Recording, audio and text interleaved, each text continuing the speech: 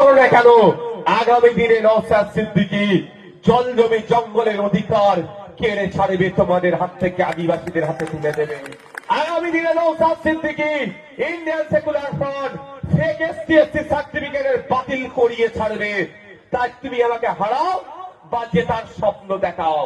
আগামী দিনে নওশাদ সিদ্দিকী আইএসএফ মিলে আপনার ওই নিউ টাউনের ছাপনা মসজিদের জায়গাটা যেভাবে কেড়ে রেখে নিতে চাইছে হিটকো, সেটা ফিরিয়ে নিয়ে এসে মসজিদ কমিটির হাতে তুলে দেবে। সেটা নওশাদ সিদ্দিকীর বিধায়ক সিট থাকলো থানা থাকলেও কোনো যাই আসে না। তা আবার জানিয়ে দিতে চাই, যে নিরহ মানুষগুলোকে খুনের আসামি বানিয়েছে ওই মানুষগুলোকে জেল থেকে মুক্ত করে মালা পরিয়ে এদের বাড়িতে নওশাদ সিদ্দিকী পৌঁছে দেবে। এটা রেকর্ড করে রাখুন। তাতে আমার জিএমএলএ সিট থাকুক আর নাই থাকুক আমার প্রয়োজন নয়।